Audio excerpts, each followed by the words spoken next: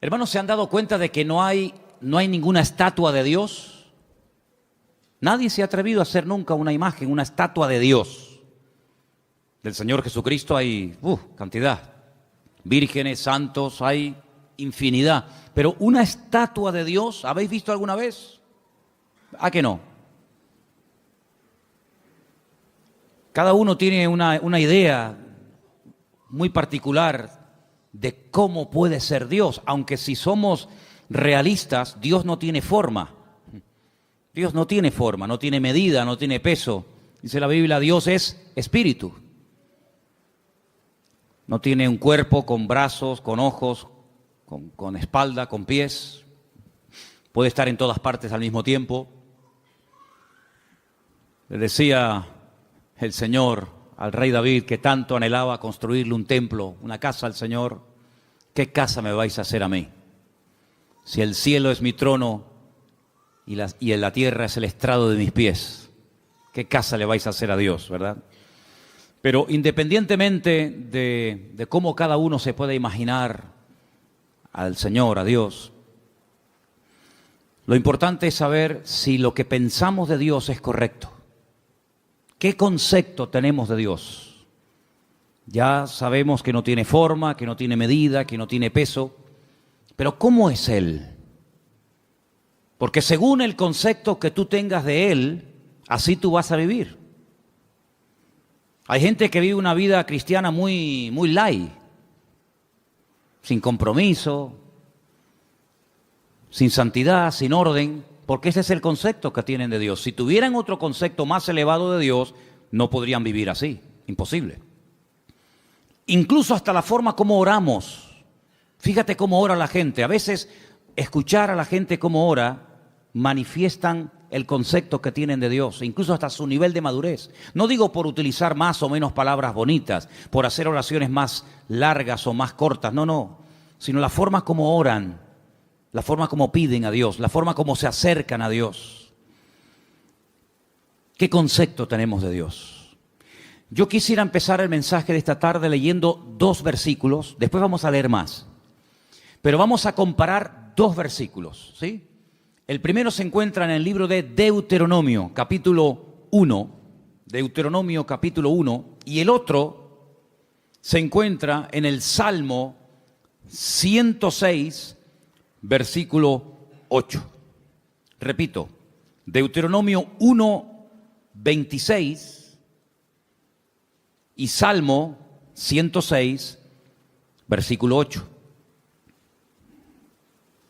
Hay un momento, y en esta semana hablábamos un poquito acerca de la aparente contradicción que existe cuando el Antiguo Testamento, cuando la Torá habla acerca del tema de los espías, mejor dicho, los exploradores, porque no eran espías, eran exploradores, que si Moisés los mandó, que si Dios le dijo que los mandara, que si fue una iniciativa del pueblo. Ya hemos hablado un poquito acerca de esta semana, Anderson y yo estuvimos hablando, aclarando que los acontecimientos que se relatan no están siempre en orden cronológico, ¿verdad? Entonces parece como que un texto a veces como contradice al otro. Es como cuando, por ejemplo, lees 1 Samuel y da la impresión de que Saúl nunca había visto a David y después resulta de que otro pasaje parece como que sí lo conocía. Entonces, bueno, ¿qué pasa? ¿Lo conocía o no lo conocía?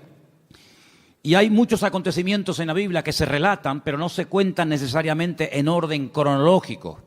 Entonces tienes que leer todo lo que la Biblia dice sobre ese pasaje para ubicarte y saber por dónde van los tiros. Hay un momento en el que uno de cada tribu, es decir, 12 personas, suben a la tierra de Canaán mientras el pueblo espera en el desierto. Dice que van a reconocer la tierra, si no van como espías. El espía no se deja ver, el espía no quiere que lo vean. Espías fueron lo que mandó Josué a la ciudad de Jericó, previamente antes de atacarla, pero ellos no van escondidos, ellos van a cara descubierta. Ellos entran por las ciudades, van por los valles, cogen fruto de la tierra. Y cuando regresan, claro, el pueblo está esperando, subimos, no subimos, ¿cómo es la tierra? ¿Tiene ríos, no tiene ríos? ¿Es grande, está habitada? ¿Cómo es la tierra? El informe que trajeron fue terrible, terrible. Y de los 12 que fueron, 10 como que se pusieron de acuerdo, tú. 10 trajeron un informe tan negativo que a más de 1,5 millones de personas los hundieron en la miseria. Dice que estuvieron toda la noche llorando. Qué pesimismo contagió aquella gente al pueblo, ¿eh? Terrible, tremendo. ¿Sabes que ese día, se calcula, ¿no? Ese día era el Tisha B'Av, era el día 9 del mes Av. A veces coincide en agosto, a veces coincide ese mes, ese día en julio, depende. Y las peores desgracias, todas las desgracias, las peores catástrofes que le han ocurrido al pueblo de Israel, todas han ocurrido el día Tisha B'Av, el día 9 del mes Av. Todas. La destrucción del primer templo, 9 de Av. La destrucción del segundo templo, 9 de Av. La expulsión por parte de los reyes católicos del pueblo de Israel de España, 9 de Av. La firma de la eliminación total y absoluta de los judíos en Europa a través del régimen del Tercer Reich nazi, el día 9 de Av, etcétera, etcétera, etcétera. Y es que ese día marcaron su destino. Lloraron sin causa y a lo largo de la historia el Señor les daría motivos para que lloraran con razón. El día 9 de Av. Por eso es un día triste, es un día en el que se esperan siempre todos los años en Israel que pueda ocurrir cualquier cosa. Y fíjense en el capítulo 1 del libro de Deuteronomio, a partir del versículo 26, cuando esta gente regresa, después de haber estado 40 días reconociendo el país, leemos: sin embargo, no quisisteis subir, dice Moisés, no quisisteis subir. Antes fuisteis rebeldes al mandato del Señor vuestro Dios. Fíjate, no dice no quisisteis entrar, no, que lo podía haber dicho. Dice, no quisisteis subir. Había que subir de nivel espiritual para poder tomar posesión de la tierra del Señor. No quisisteis subir, no quisisteis madurar. Os habíais estancado, os habíais quedado acomodados a la vida del desierto. Y ahora hay que subir, amigo.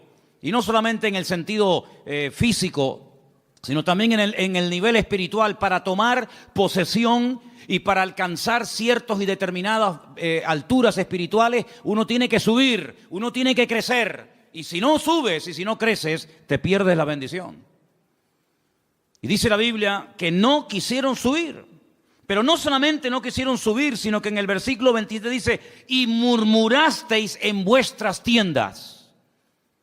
No es que se negaron a decir, no queremos subir, aquí nos quedamos, sino que en las tiendas donde ellos vivían en el desierto, tuvieron toda la noche murmurando, hablando mal, quejándose, lamentándose.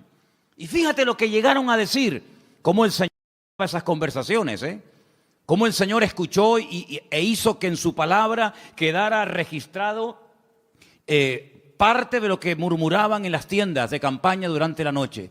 Mira lo que decían. El Señor nos aborrece. ¿Cómo?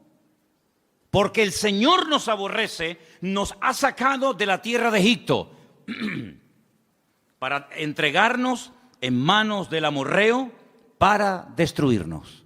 Miren, hermanos, si Dios hubiera querido destruir a esta gente, no hacía falta sacarlos de Egipto.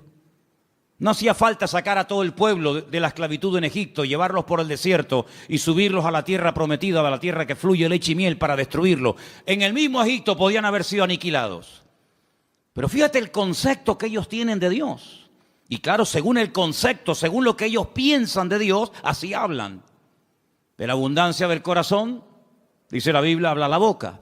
Como Dios nos aborrece, nos sacó de Egipto. ¿Así? Es decir, que Dios te sacó de Egipto porque te aborrece. ¿Eso es lo que tú crees? Y entonces, como nos aborrece, como nos odia, lo que quiere es ahora meternos en la tierra prometida, la tierra de Canaán, para que los habitantes de ese país, sobre todo los amorreos, nos destruyan y acaben con nosotros y con nuestras familias y con nuestros hijos y con nuestra vida. Y lo decían tan tranquilos y se quedaban tan panchos. Todos sabemos que esa noche, como acabo de decir, sellaron su destino y Dios dijo, ahora sí que no van a entrar, amigo. Ahora sí que no van a entrar. Van a entrar aquellos que dijisteis que no entrarían, que eran vuestros hijos.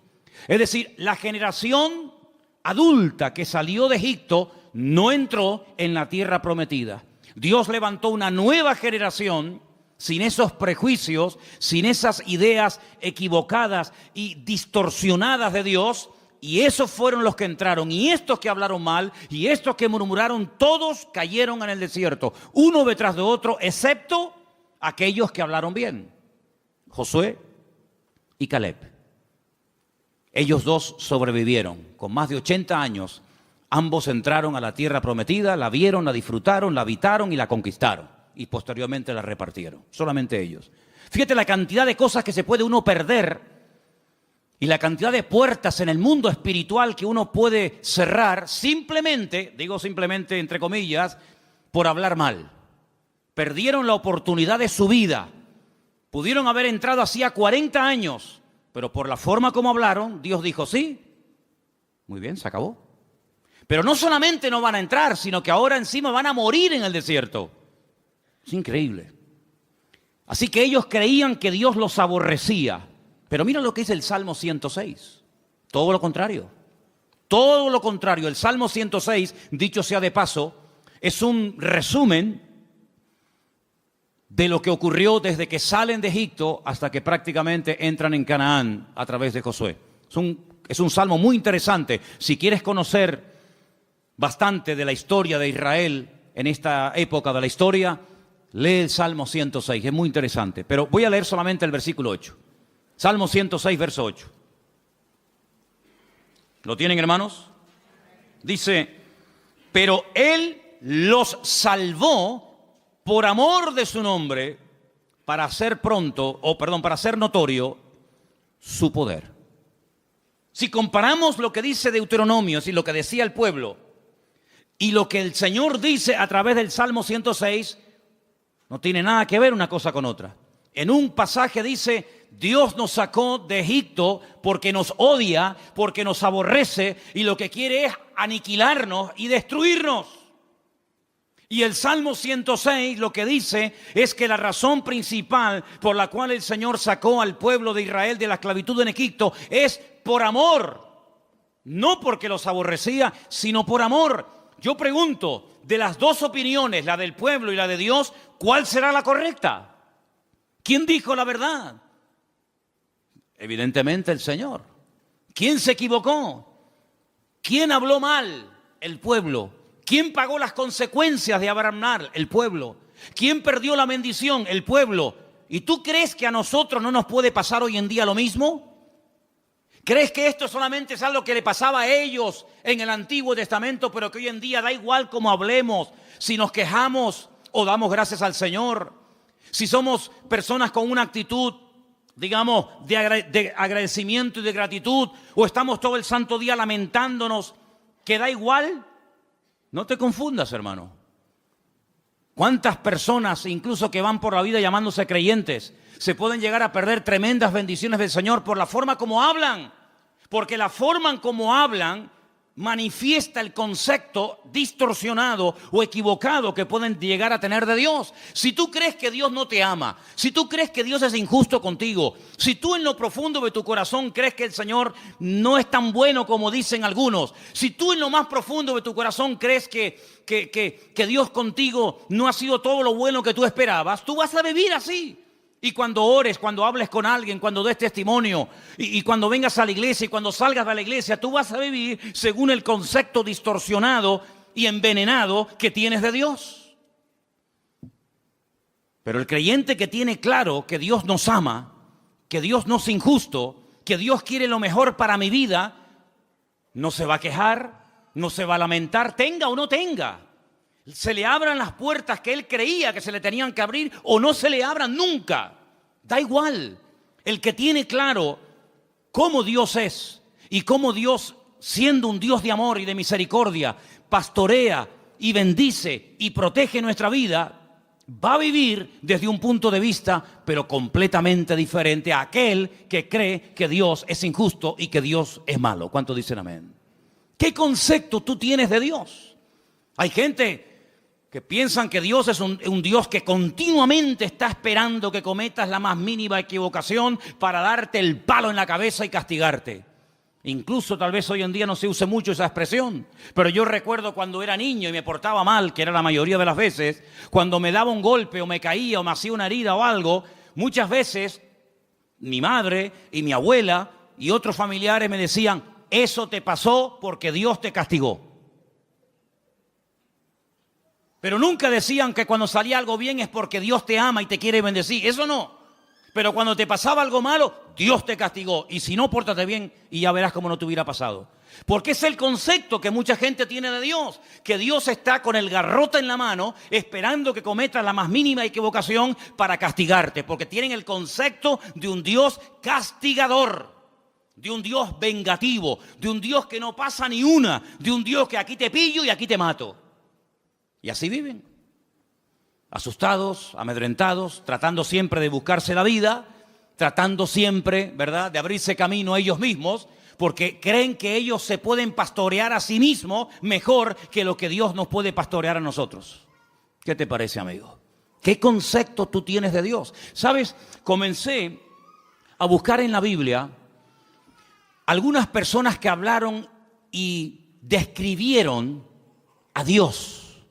Y me quedé muy sorprendido, porque hay pasajes extraordinarios en la Biblia donde vemos el concepto que algunas personas tenían acerca de Dios. Y vamos ahora a hacer un viaje por el libro del profeta Daniel, libro que está lleno de declaraciones de personas, vamos a decir, no muy creyentes que digamos, pero que cuando les tocó hablar y describir la figura de Dios, nos quedamos con la boca abierta del concepto que ellos tenían de Dios. Vamos, por ejemplo, a Daniel, capítulo 2, a partir del verso 46.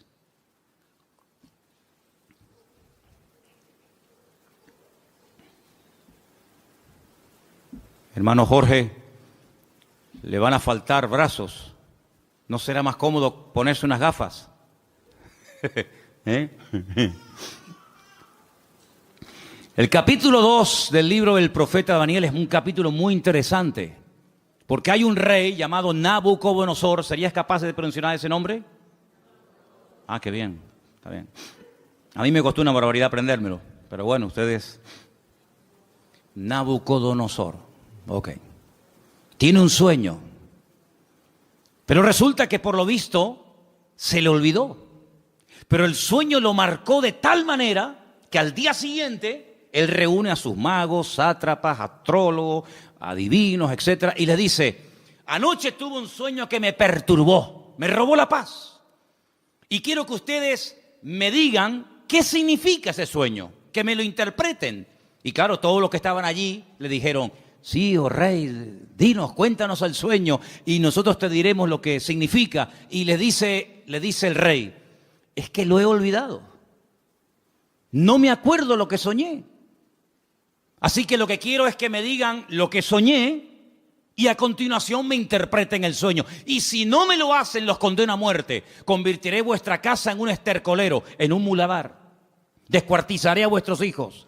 Y claro, aquello causó un caos en el palacio tremendo, porque incluso algunos le llegaron a decir, pero es que nunca, jamás se ha oído de un rey que pida que se le cuente el sueño que ha soñado y encima la interpretación. Y no había forma. Que sin embargo la Biblia dice que Daniel junto con sus amigos oraron y le pidieron al Señor que les mostrara qué sueño había tenido este hombre y qué significaba. Y efectivamente el Señor dice en la Biblia que le reveló a Daniel lo que el rey Nabucodonosor había soñado y lo que significaba.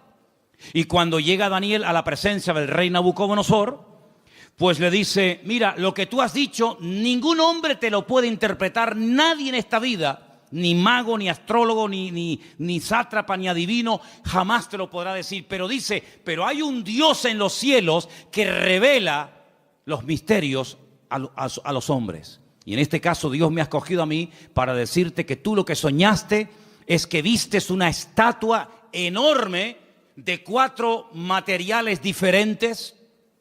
Viste que la estatua tenía, o la imagen tenía una cabeza de oro, ese eres tú, ese es tu imperio Babilonia. Pero luego después de ti se levantará otro imperio, y dice que vio el pecho y los brazos de plata, y le dice serán el imperio de los medos persas que se unirán y formarán un segundo imperio. Pero caerá ese imperio con el paso del tiempo y se levantará un tercer imperio que será el de Alejandro Magno, los griegos, ¿verdad? Y por eso ve que el vientre y los muslos son de bronce, pero se levantará un cuarto imperio que hace referencia proféticamente al imperio romano y también en cierto sentido también un poco al reino del anticristo, representado por el hierro y por el barro, y le muestra que tiene 2 piernas y 10 dedos. Y claro, Nabucodonosor, cuando oye aquello, se queda sorprendido, porque dice, bueno, ¿y cómo este hombre puede saber lo que yo soñé? Esto es algo increíble, aunque no le dieran la interpretación. El simple hecho de que este hombre haya recibido el sueño que yo tuve, ya me deja con la boca abierta. Pero si encima me dice lo que esto significa, entonces ya esto es el máximo. Y efectivamente, el profeta Daniel se lo interpretó y le dijo, en fin, lo que iba a pasar a lo largo de la historia, los imperios, los que iban a caer, los que no iban a caer, quién iba a ser el primero, el segundo, el tercero, el cuarto, etcétera, etcétera. Y cuando termina de contarle el sueño con su correspondiente interpretación, en el capítulo 2, verso 46 del profeta Daniel, ahora habla el rey y dice, escucha, atento. Entonces el rey Nabucodonosor se postró sobre su rostro y se humilló ante Daniel. Esto es increíble. Y mandó que le ofreciesen presentes e incienso a Daniel. Y el rey habló a Daniel y le dijo, ciertamente el Dios vuestro es Dios de dioses y Señor de los reyes, y el que revela los misterios, pues pudiste revelar este misterio. ¿Cuántos dicen amén? Y ahí se da cuenta Nabucodonosor que el Dios de Daniel, que no es el suyo, dicho sea de paso, es un Dios superior. Es un Dios que es capaz de revelar cosas increíbles que ningún otro Dios en esta vida es capaz de hacerlo. Luego, el concepto que Nabucodonosor en ese momento tenía de Dios es un concepto elevadísimo. No hay otro Dios como el tuyo. Pero ustedes piensan que ese concepto, esa opinión buenísima que tenía del Dios de Daniel, hizo que este hombre cambiara radicalmente de la noche a la mañana. Nada que ver. Una cosa es que tú sepas lo que Dios es y lo que Dios hace, lo que Dios permite y lo que Dios prohíbe, y otra cosa es que tú actúes en consecuencia al conocimiento que tienes de Dios. Fíjate que Daniel le dice, agárrate a este detalle, la imagen tiene 4 materiales, oro, plata, bronce y hierro. ¿Qué es lo que ocurre? ¿Qué es lo que hace Nabucodonosor con esa interpretación? Dice, bueno, pues si los 4 materiales representan 4 imperios, yo lo que voy a hacer es ir en contra de lo que Dios ha revelado a través de este hombre, y voy a mandar a construir una imagen, una estatua enorme, curiosamente de 66 codos de alto y 6 codos de ancho, y la voy a mandar a hacer toda de oro, desde la cabeza hasta la planta de los pies, como diciendo, eso de que después de mí va a haber un imperio y después otro y después otro, de eso nada. La voy a hacer toda de oro, como diciendo, aquí el único imperio del cual se va a hablar y va a perdurar en el tiempo y en el espacio va a ser el reino de Nabucodonosor, el reino de Babilonia, que representa al oro. Y ahora en el capítulo 3, lo que vemos es al rey Nabucodonosor, en el versículo 28, ordenándole a toda la población de su reino que se postren y adoren la imagen que él ha levantado. Y ahí encontramos un pasaje increíble, extraordinario, donde vemos que hubieron 3 personas que no quisieron postrarse ante su imagen. Capítulo 3, versículo del 28 en adelante, dice así la palabra. Entonces Nabucodonosor dijo, bendito sea el Dios de ellos, de Sadrat, de Mesat, de Abednego, que envió su ángel y libró a sus siervos que confiaron en él y que no cumplieron el edicto del rey y entregaron sus cuerpos antes que servir y adorar a otro Dios que su Dios.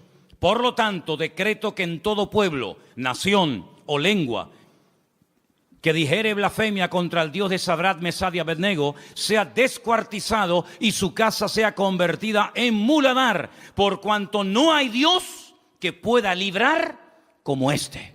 Él se dio cuenta de que el fuego no destruyó a estos tres jóvenes valientes, porque ellos le dijeron al rey de Nabucodonosor: aunque nos des otra oportunidad, no nos vamos a postrar ante tu imagen. Nosotros solamente adoramos a Dios. Y si ese acto de adorar a Dios implica el que muramos hoy quemados, pues estamos dispuestos a morir quemados. ¿Y qué? Si esa es la muerte, porque yo no elegí ni el día, ni el lugar, ni la forma como nací, pero tampoco podemos elegir ni el día, ni la hora, ni la forma de nuestra muerte. Esas son cosas que escapan al ser humano. Es algo que no podemos escoger, por muy sabios o ricos o intelectuales que seamos. Por lo tanto, si la muerte que Dios ha escogido para nosotros es morir quemados, moriremos quemados, no pasa nada.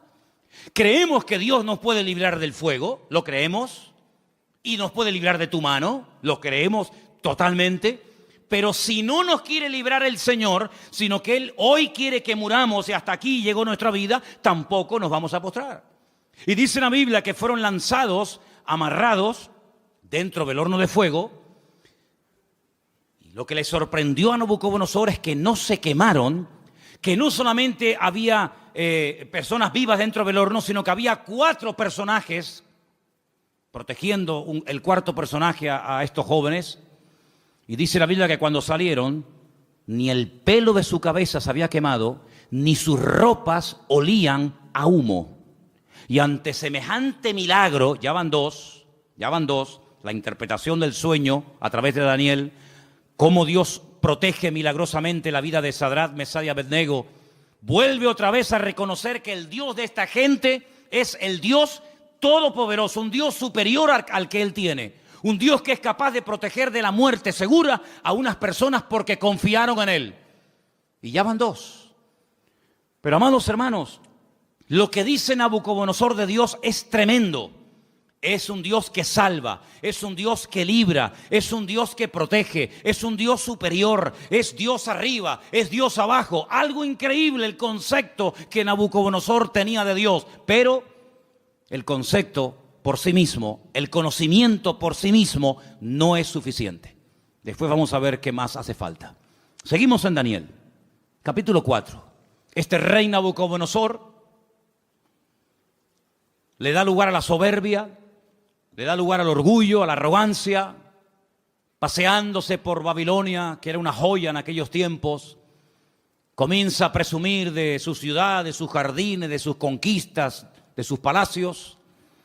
Y la Biblia nos enseña que este hombre entra en un periodo de locura totalmente. Pierde el sentido. Y la palabra de Dios dice que lo arrojan al monte. Vamos a leer en el versículo 33. En aquella hora se cumplió la palabra sobre Nabucodonosor. Fue echado de entre los hombres y comía hierba como los bueyes. Su cuerpo se mojaba con el rocío del cielo. Y hasta que su pelo creció como plumas de águila y sus uñas como las de las aves.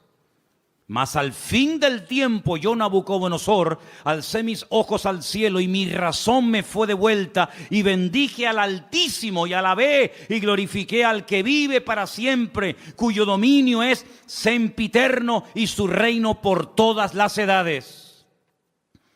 Todos los habitantes de la tierra son considerados como nada, y Él hace según su voluntad en el ejército del cielo y en los habitantes de la tierra, y no hay quien detenga su mano y que alguien le diga: ¿qué haces? En este mismo tiempo mi razón me fue devuelta, y la majestad de mi reino, mi dignidad, mi grandeza volvieron a mí. Y mis gobernadores y mis consejeros me buscaron, y fui restablecido en mi reino, y mayor grandeza me fue añadida. Ahora yo, Nabucodonosor, alabo, engrandezco y glorifico al Dios del cielo, porque todas sus obras son verdaderas y sus caminos justos, y Él puede humillar a los que andan con soberbia. ¿Cuántos dicen amén? Si las palabras que Nabucodonosor habla de Dios, luego sus acciones son otra cosa. Lo que hace es otra cosa diferente. Pero cuando habla de Dios, son maravillas. Son cosas tremendas, preciosas.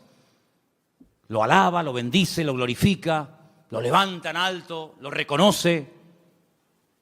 Y parece como que ya Nabucodonosor ha cambiado y tiene claras las ideas, pero ni aún así, hermanos, ni aún así. Pero lo que estamos hablando en esta tarde es el concepto que tenía Nabucodonosor de Dios. Pero en el libro de Daniel aparecen otros reyes. Por ejemplo, hay un rey que es el rey Darío, el rey Ciro, que también aparece. Y en el capítulo 6,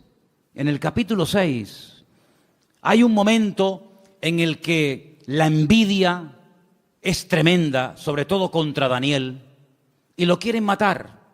Pero leí esta mañana algo que me llamó tanto la atención, porque dice que trataban de buscar algo en lo cual pillarlo en un fallo y decir, mira, pero no había manera. Quiero leerles en el capítulo 6, verso 4. Entonces los gobernadores y sátrapas buscaban ocasión para acusar a Daniel en lo relacionado al reino, mas no podían hallar ocasión alguna o falta, porque él era fiel y ningún vicio ni falta fue hallado en él.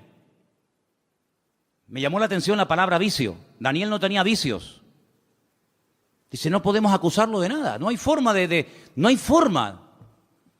Pero entonces idearon un plan terrible y dice, entonces dijeron aquellos hombres, no hallaremos contra Daniel ocasión alguna para acusarle, si no la hallamos contra él en relación con la ley de su Dios. Y entonces, ¿saben lo que hacen? Convencen al rey Darío, para que promulgue una ley que no se puede revocar bajo ningún concepto, de que durante 30 días nadie puede elevar oraciones, plegarias o súplicas a ningún Dios, incluido el Dios de Daniel. Nadie puede orar durante 30 días. Era la única forma de que podían decir, mira, hay un hombre en tu reino que ha quebrantado la ley. Porque nosotros como creyentes, y creo que lo tenemos claro, tenemos que cumplir las leyes de los países donde vivamos siempre y cuando no vayan en contra de la palabra de Dios. ¿Cuántos dicen amén? No es que por ser cristianos estamos exentos del cumplimiento de la ley, ni mucho menos, al contrario. Las autoridades, según Romanos capítulo 12, todas han sido puestas por Dios. Salga quien salga y gane quien gane. Te guste o no, el que salga es el que Dios ha permitido que gobierne. Pero no importa. A veces Dios levanta un faraón y a veces lo tumba. A veces Dios levanta un Nabucodonosor y lo quita. Y mañana levanta un Darío y pasado un Ciro y mañana... No importa, eso son cuestiones de Dios. Nuestra obligación es obedecer y someternos a las autoridades. Repito, siempre y cuando no vayan en contra de la palabra de Dios. Y en este caso iban en contra de la palabra. ¿Cómo me va a prohibir a mí un gobierno? ¿Cómo nos va a prohibir a nosotros un rey, o un primer ministro o un presidente de gobierno? Me da igual. ¿Cómo nos va a prohibir a nosotros los cristianos un gobierno a no orar durante 30 días? Mucho, amigo, pero hasta ahí podíamos llegar. ¿Qué hizo Daniel? Versículo 10. Cuando Daniel supo que el edicto había sido firmado, entró en su casa y abiertas las ventanas de su cámara que daban hacia Jerusalén, se arrodillaba 3 veces al día y oraba y daba gracias delante de su Dios como lo solía hacer antes. No es que ahora empiece a hacerlo a raíz del edicto promulgado por el rey Darío, no, es que ya lo venía haciendo como algo normal en su vida. Se postraba y oraba en dirección a Jerusalén 3 veces al día. Shaharit, Minjá y Arbit, las 3 oraciones que hace el pueblo de Israel diariamente, por la mañana, por la tarde y por la noche. Por la mañana, por la tarde y por la noche. Y aquí está Daniel haciendo lo que durante miles de años el pueblo de Israel ha hecho, postrarse y orar 3 veces al día. Y ahí lo pillaron. Van con el chisme, van con el cuento al rey Darío y le dicen, no te ha obedecido. Hay un hombre en tu reino llamado Daniel que ha quebrantado la orden y merece la muerte. Claro, cuando el rey se entera de que es nada más y nada menos que Daniel, al que él respetaba, admiraba y amaba, le pesa en el corazón, pero amigo, lo firmado es ley y no te queda más remedio que sentenciarlo a muerte. En esta ocasión no vas a morir quemado, Como ya se intentó matar a tus compañeros, en esta ocasión te espera el foso de los leones. Y yo creo, hermano, que aquellos leones pasaban más hambre que el perro de un hippie, ¿eh? Yo creo que aquellos leones tenían un hambre, si quieren, totalmente imposible salir con vida de aquel foso de los leones. ¿Qué te parece? Qué bonito es ver a un león detrás de la jaula, ¿eh? Detrás de las rejas. Me acuerdo que una vez hicimos un viaje, hago un paréntesis, estábamos viviendo en Argentina y tuvimos la oportunidad de ir al norte, bien al norte de Argentina, a la provincia de Misiones. Y allí había un matrimonio que nos hospedó, un matrimonio de alemanes. Y un día nos quisieron llevar a las famosas cataratas de Iguazú, las cataratas más grandes del mundo y las más hermosas. Y por el camino paramos y entramos en un zoológico que la verdad que era deprimente, el zoológico aquel. Pero bueno, entramos. Y había una valla, una tela metálica tan fina que yo decía, pero esto es un peligro. ¿Cómo pueden tener a un león con una vallita que era de papel, aquello? Y el león estaba al otro lado de la valla, yo estaba aquí, y el león estaba patas arriba, durmiendo profundo. Y yo estaba al lado y ni se enteraba, pero no se me ocurrió otra cosa que tirar una piedra al león. Y cogí una piedra y le hice al león así por arriba, le hice... ¡Pum! Le tiré el león, mire hermano, el león se viró, pegó un rugido que todavía lo tengo dentro y no se me ha ido, y eso fue en el año 90, fíjese lo que le digo. Qué miedo pasé, hermano, de verdad, qué miedo pasé. Un león enfadado es terrible, ¿eh? Terrible. Y ahora meten a Daniel en un foso de leones. Como mínimo, si dice leones, plural, como mínimo tiene que haber dos, pero seguramente había mucho más. Al día siguiente, el rey se va corriendo al foso de los leones, donde el día anterior habían echado a su amigo Daniel. Y dice en el verso 19, capítulo 6, el rey pues se levantó muy de mañana y fue apresuradamente al foso de los leones. Lo quería, ¿eh? Y acercándose al foso llamó a voces a Daniel con voz triste y le dijo, Daniel, siervo del Dios viviente, el Dios tuyo, a quien tú continuamente sirves, ¿te ha podido librar de los leones? ¿Te ha podido librar tu Dios? Solamente por eso ya Dios tenía que librar a Daniel. Porque si no lo hubiera librado, el rey Darío se hubiera llevado un concepto equivocado de Dios. El Dios de Daniel no pudo salvar a su siervo de la garra de los leones. Solamente por eso ya el Señor protegió a Daniel. ¿De cuántas nos ha librado el Señor para no quedar mal Él? No para no quedar mal nosotros, para no quedar mal Él. ¿De cuántas nos ha librado el Señor? ¿Verdad? Y acercándose al foso lo llamó, ya lo hemos leído, versículo 21. Entonces Daniel respondió, dijo, oh rey, vive para siempre, mi Dios envió su ángel, el cual cerró la boca de los leones para que no me hicieran daño, porque ante él fui hallado inocente, y aún delante de ti, oh rey, no he hecho nada malo. Entonces se alegró el rey en gran manera a causa de él, y mandó sacar a Daniel del foso, y Daniel fue sacado del foso, y ninguna lesión se halló en él, porque había confiado en su Dios. Y el rey dio orden, y fueron traídos aquellos hombres que habían acusado a Daniel, y fueron echados en el foso de los leones, ellos, sus hijos, sus mujeres, y aún no habían llegado al foso, al fondo del foso, cuando los leones se apoderaron de ellos y quebraron todos sus huesos. Entonces el rey Darío escribió a todos los pueblos, naciones y lenguas que habitaban en toda la tierra, paz o sea multiplicada, de parte mía es puesta esta ordenanza, que en todo el dominio de mi reino todos teman y tiemblen ante la presencia del Dios de Daniel. Escucha ahora el concepto elevadísimo que tenía Darío de Dios.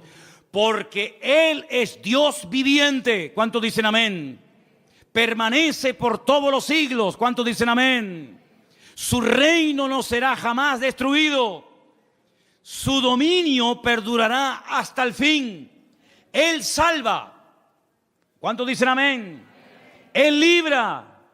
Hace señales y maravillas en el cielo y en la tierra. Él ha librado a Daniel del poder de los leones. Y Daniel prosperó durante el reinado de Darío y durante el reinado de Ciro el persa.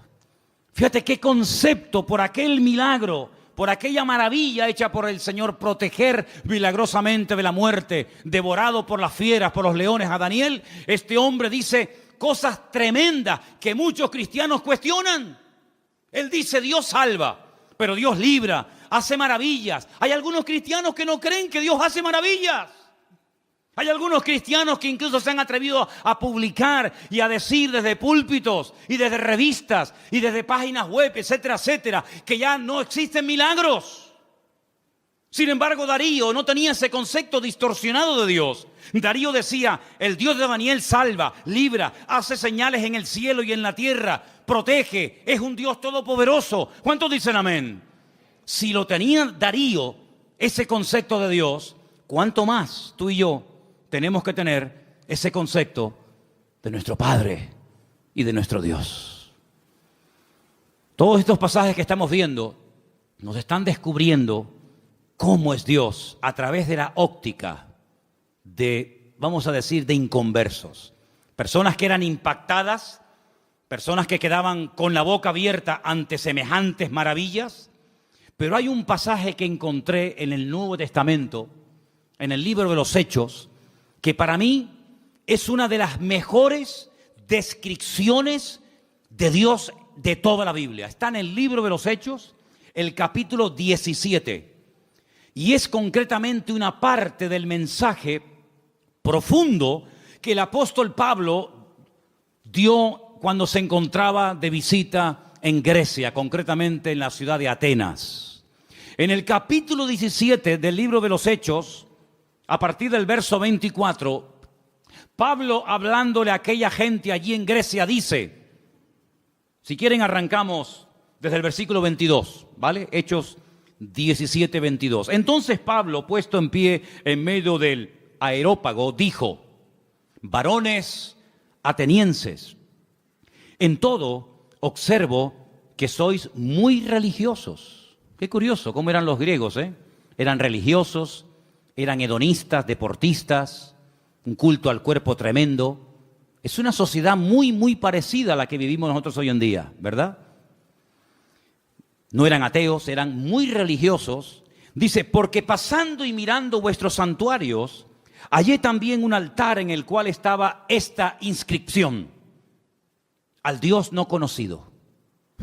Tenían un altar donde no había ningún Dios, pero habían puesto una inscripción, una placa que decía esto: al Dios no conocido, al que vosotros adoráis sin conocerle.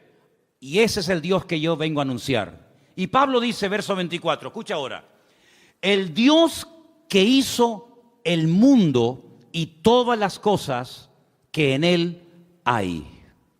¿Puede decir amén a esto? Es un Dios creador, el que creó el mundo. Es decir, no se creó solo. Vino una explosión y a través de una serie infinita de coincidencias apareció en su lugar, tal y como las conocemos hoy en día, lo que llamamos sol, luna, plantas, árboles, animales, planetas, etcétera, etcétera. No es así.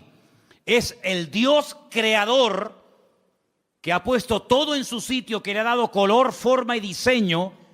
Es el Dios todopoderoso. Y sigue diciendo, siendo Señor del cielo y de la tierra. La palabra Señor, sabéis que es la palabra amo. Siendo el dueño, el propietario de lo que hay arriba y abajo, no habita en templos hechos por manos humanas. Solamente de este versículo hay tanta enseñanza, tanta profundidad de conceptos que podríamos echarnos horas. Porque lo primero que está diciendo es, nosotros no salimos de la nada. Nosotros no somos producto de un proceso evolutivo, sino somos creación de Dios. Y ese Dios que es el dueño ha decidido no vivir en templos. ¿Qué les está diciendo los atenienses? Que vuestros templos no pueden contener su persona, su presencia, porque Él ha tomado unilateralmente la decisión de no vivir en templos. Luego les está tirando por tierra toda su religiosidad. Y sigue diciendo, ni es honrado por manos de hombres, como si necesitase algo. Pues Él es quien da a todos vida y aliento y todas las cosas. Es la existencia misma. Es el que hace que las cosas existan. Es el que transmite vida. Es el que hace que todo funcione perfectamente. Es el que hace que haya estaciones. Es el que hace que soplen los vientos de un lugar y se vayan por otro. Es el que hace que el sol cada mañana salga del mismo lado hace miles de años y se oculte por el mismo lado.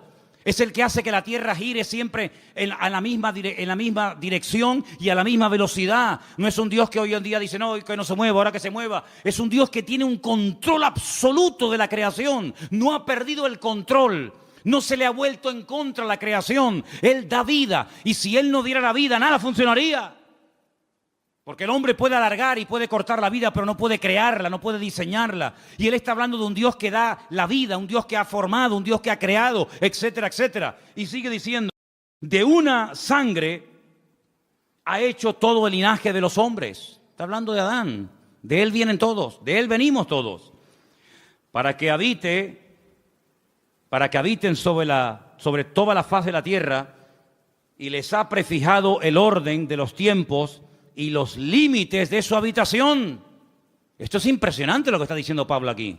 Él es el que ha dado límite, ha puesto tiempos. ¿Cuánto tiene que vivir un elefante? ¿Cuánto tiene que vivir un loro? ¿Cuánto tiene que vivir el hombre? ¿Cuánto tiene que vivir? Él ha puesto límites, Él ha puesto tiempos. No es algo que siempre ha existido, como decía Aristóteles, que esto siempre ha existido, la eternidad del universo. No, el universo no es eterno. Tiene un principio y tendrá un fin.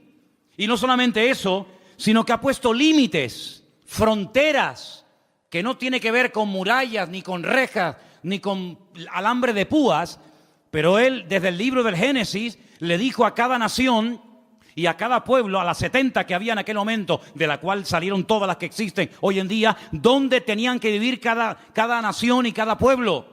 Y lo he dicho infinidad de ocasiones, cada vez que un pueblo ha querido ir más allá del territorio que en el principio el eterno creador del universo y de la tierra le dio a los seres humanos, ha habido problemas.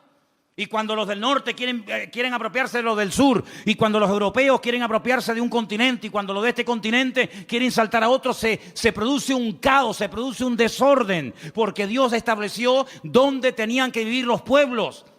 Y dotó al ser humano de unas características para vivir en el sur que no dotó a ese ser humano para vivir en el norte o viceversa. Y Dios lo que está haciendo es poner en orden el mundo, así como puso el sol aquí, no allá, aquí lo puso. Y así como puso la tierra en este lugar y no la puso en la otra punta de la galaxia, Dios ha puesto a los hombres donde Él ha querido y como Él ha querido. Porque es un Dios que controla y ordena la creación, y el hombre siempre tratando de alterar el orden de Dios.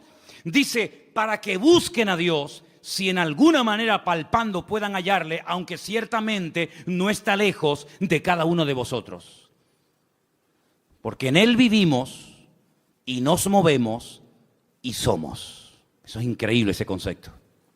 En Él vivimos, nos movemos y somos, como algunos de vuestros propios poetas también han dicho, porque linaje suyo somos. Siendo pues linaje de Dios, no debemos pensar que la divinidad sea semejante a oro, plata, piedra, esculturas de arte, imágenes de hombre. Pero Dios, escucha, Dios, habiendo pasado por alto los tiempos de esta ignorancia, ahora manda a todos los hombres en todo lugar que se arrepientan. A todos, absolutamente a todos. Por cuanto ha establecido un día,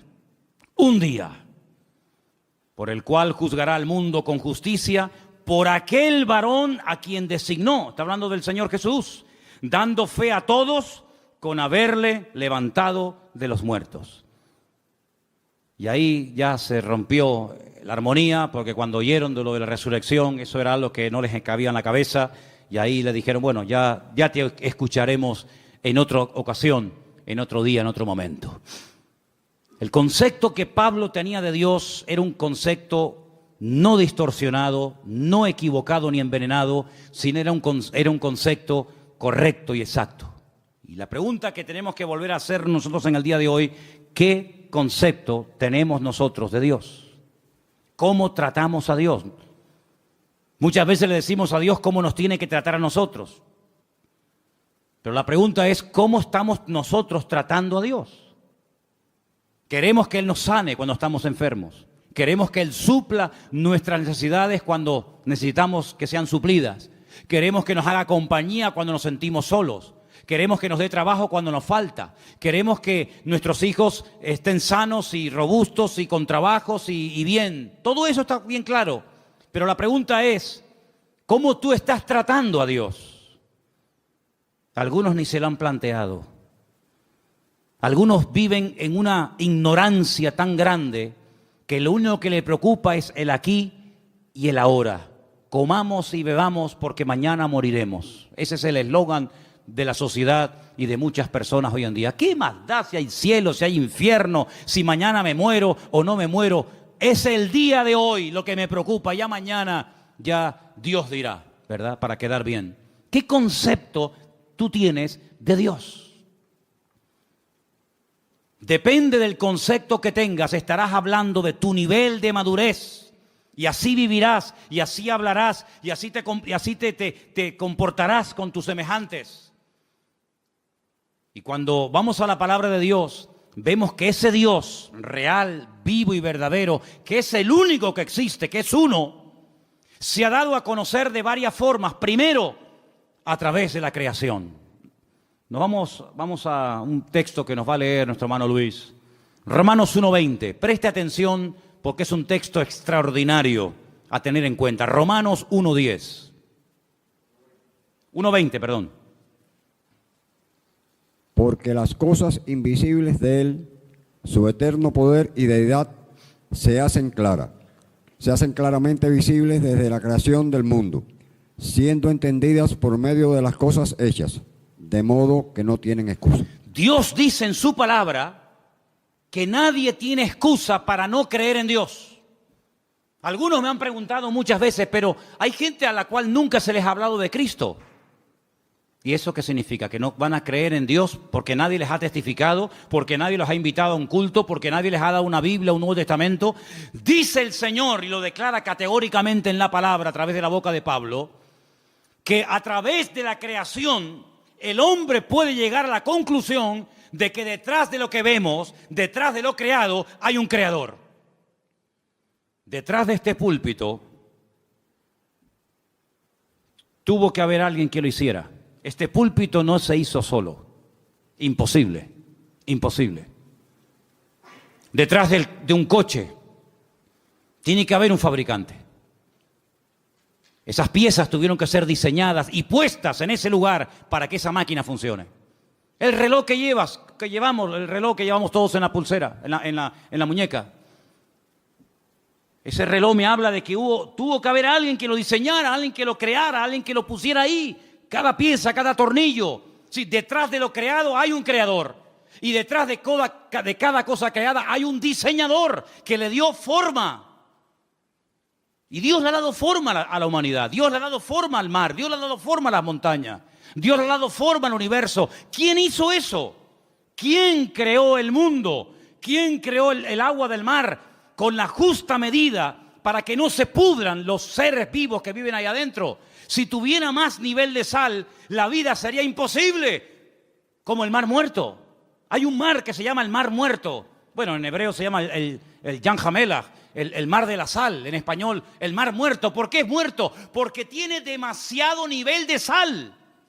¿Te imaginas que los mares que nos rodean, las playas a las que vamos a bañarnos, tuvieran el mismo nivel de sal que el mar muerto en Israel?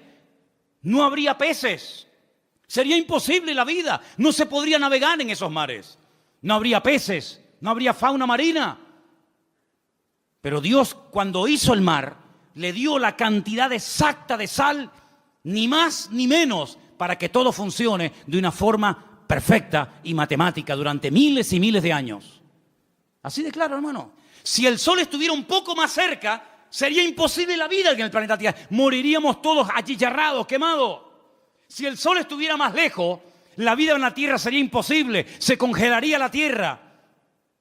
Pero Dios lo puso justamente donde tiene que estar y como tiene que estar, para que ni caliente demasiado ni enfríe demasiado. Ahí está, donde tiene que estar.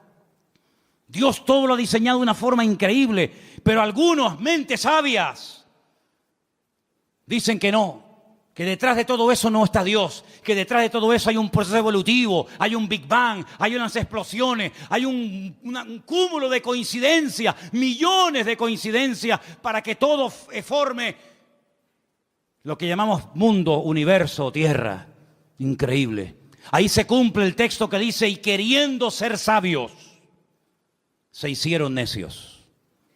Queriendo ser sabios, se hicieron necios. El Señor se dio a conocer primeramente a través de la creación. Hay personas que se han convertido observando las estrellas, porque todas las estrellas del universo, su nombre está en hebreo. Y traduciendo el nombre de muchas de las estrellas, puedes conocer prácticamente toda la Biblia, Antiguo y Nuevo Testamento. Primera y segunda venida de Cristo.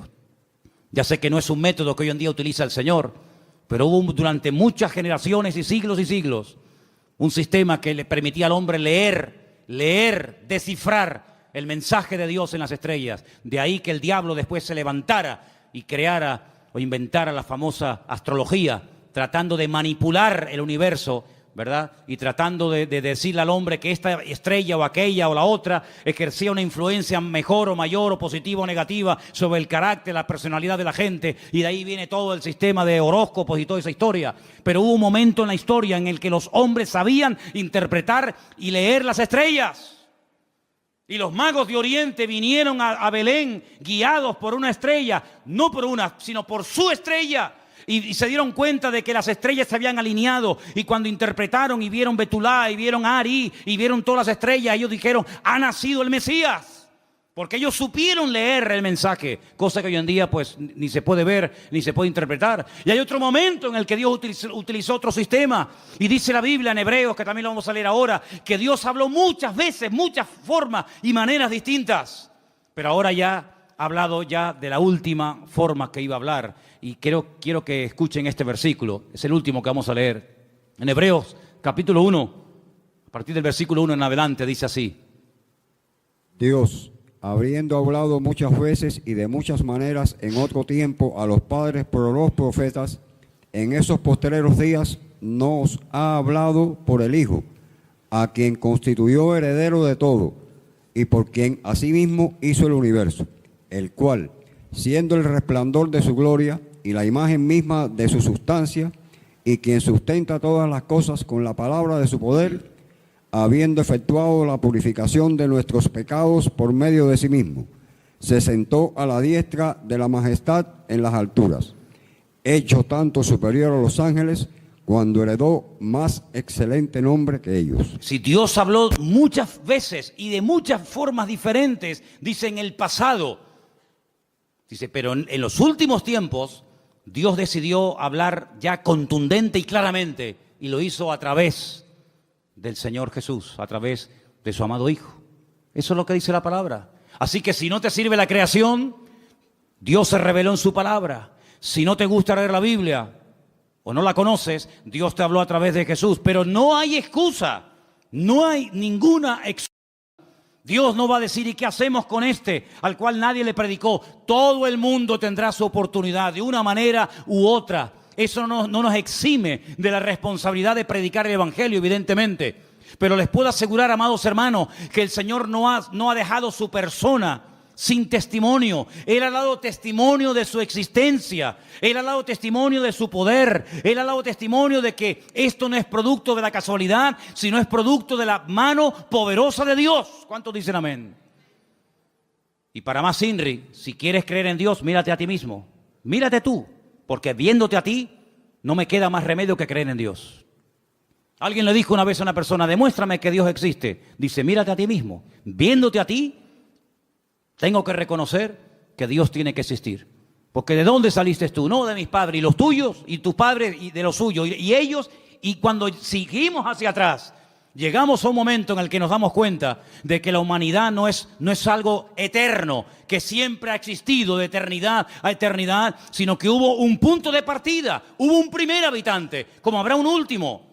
Y de generación en generación, el hombre mirando hacia sí mismo puede ver el diseño perfecto de su cuerpo, cómo todo funciona con una armonía extraordinaria. Y todo eso nos habla de un diseñador, de un creador y de un Dios todopoderoso. Ahora, el que no quiere creer, ni viendo milagros va a creer. Ni viendo milagros va a creer, porque los milagros no se hacen para que la gente crea, sino que se hacen como evidencia de la manifestación del poder de Dios. Y quiero solamente recordarles que la lectura que se leyó esta tarde estaba basada en el libro de Esdras, ¿verdad? Capítulo 9. Cuando ellos vuelven del cautiverio en Babilonia, gracias al Señor, después de 70 años, llegan a Babilonia, llegan a Jerusalén, con la intención de hoy empezar de cero, reconstruir la ciudad, inaugurar otra vez el templo, y bueno, hacer las cosas ahora bien.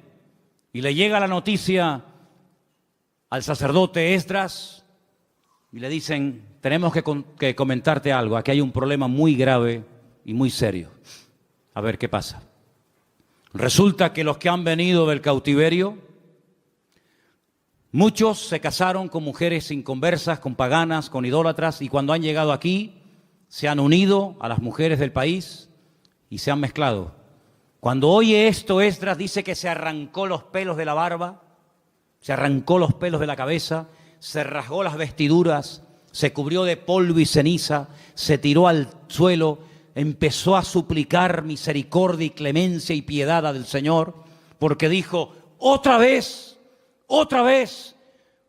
¿qué creéis que este momento, este alivio momentáneo que el Señor nos ha dado, este pequeño remanente que somos en el día de hoy, es porque somos buenos y nos lo hemos merecido? No, ha sido por la misericordia del Señor. Pero ¿cómo volvéis otra vez a hacer lo mismo que hacíamos hace 70 años? Desobedecer al Señor. Es decir, el concepto que Esdras tenía de Dios era muy claro. Él sabía que el pecado trae consecuencias. El pecado se perdona siempre que hay arrepentimiento, siempre, no te quepa la menor duda. Pero en algunas ocasiones, no todas, pero en algunas ocasiones el pecado, la desobediencia, el desorden trae consecuencias a corto y a largo plazo. Y este hombre se pone a orar, todo el capítulo 9, léanlo, es una maravilla. Todo el capítulo 9 de Esdras es una oración enorme, donde este hombre dice: no habéis aprendido del pasado. Volvéis otra vez a cometer lo mismo que hace 70 años atrás. ¿No os dais cuenta que esta fue una de las causas por las cuales fuimos atacados y destruidos y humillados? ¿No os dais cuenta del precio elevadísimo que se tuvo que pagar por haber desobedecido al Señor? Volvéis otra vez a las andadas.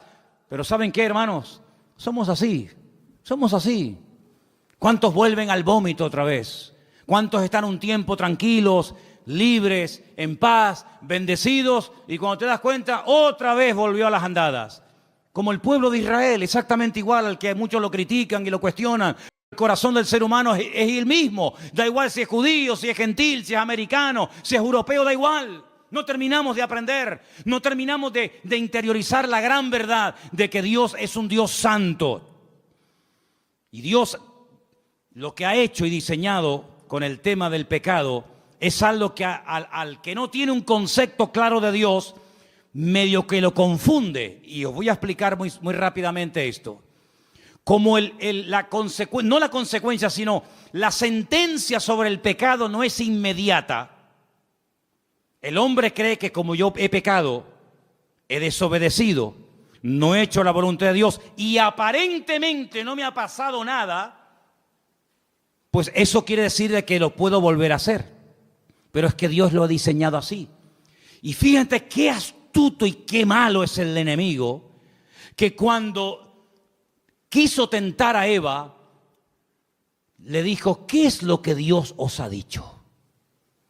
Que no podemos comer, porque el día, subrayo, el día que comamos, moriremos. Satanás le dijo: no morirás. Ella comió y no murió. Y como que Satanás se le quedó mirando y le dijo, yo te lo dije, ¿te has muerto? Tócate. Estás viva, no has muerto. Dios te engañó. Ella no entendía lo que era morir. Es el primer pasaje de la Biblia donde te das cuenta que un concepto equivocado y distorsionado de la persona de Dios te hace creer mentiras, y las mentiras te esclavizan y te condicionan la vida. Ahí puedes ver que el hombre es mucho más que un cuerpo. Es espíritu, es alma y es cuerpo.